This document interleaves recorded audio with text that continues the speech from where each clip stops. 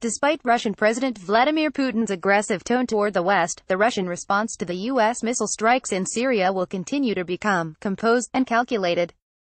Gone are the threats of a direct retaliation against Washington and its allies that emanated from the highest military officials in Moscow.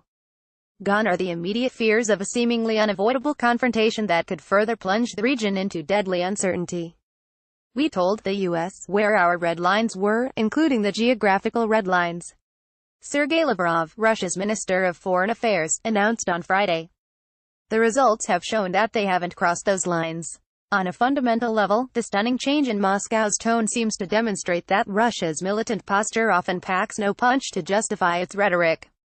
Putin's actions, however, are also dictated by the precarious nature of the Syrian conflict that leaves no room for geopolitical mistakes or careless stratagems that will undermine Russia's long-term goal of reclaiming strategic parity with its Cold War rival.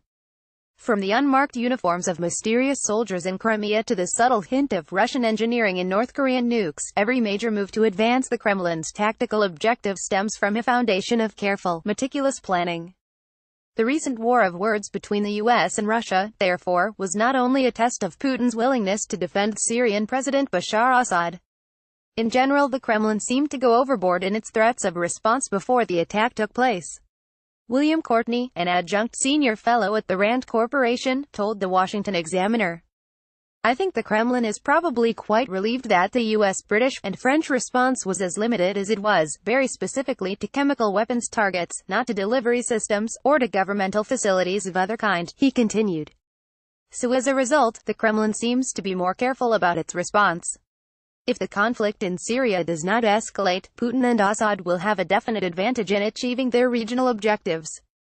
For that precise reason, the Russian president has no strategic incentive to further test the Americans by baiting the Pentagon into additional military operations. A greater show of force in Syria is also likely to give the White House an edge in negotiating with Kim Jong-un through strength. And given that Trump already claimed victory with his mission accomplished tweet, Putin will see no practical value in convincing the U.S. president of the opposite.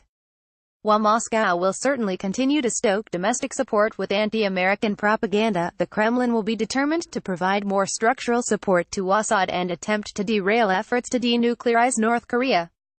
In order to successfully reach these goals, Putin will strive to swiftly adapt to changing geopolitical circumstances, a tactic that has always made Russia a strategic threat to the U.S.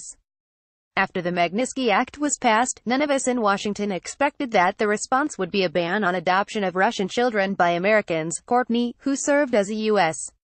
ambassador to Kazakhstan, Georgia, and the U.S. Soviet Commission to implement the Threshold Test Ban Treaty, told the Washington Examiner. The Kremlin is too unpredictable. Putin's attempts to unbalance the U.S., however, can do little to compensate for Russia's rather predictable economic underperformance and the punishing effect of the recently imposed sanctions. By violently reacting to the missile strikes in Syria, Moscow would certainly risk yet another wave of economic countermeasures that would further cripple the already struggling Russian markets. Another factor, though, was the shock in the Russian stock market after the April 6 U.S. sanctions. Courtney explained. It surprised the Kremlin how much economic impact those sanctions would have. According to the former ambassador, the economy is the soft underbelly of Russia that could force the Kremlin to be a little more restrained in the future than it has been in the past despite its shrill rhetoric. In addition to direct sanctions, Russian experts also fear that Trump's new import tariffs will damage its metal manufacturers, causing billions of dollars in industry losses, the Moscow Times reported. The struggling Russian economy provides Washington with a great opportunity to pressure Moscow at the most crucial time of the decade. Taming Putin's geopolitical influence, therefore, will greatly improve U.S. chances of striking a landmark deal with North Korea, an objective that many believe to be entirely unattainable. Nikita Vladimirev, at Nick Official, is a contributor to the Washington Examiner's Beltway Confidential blog.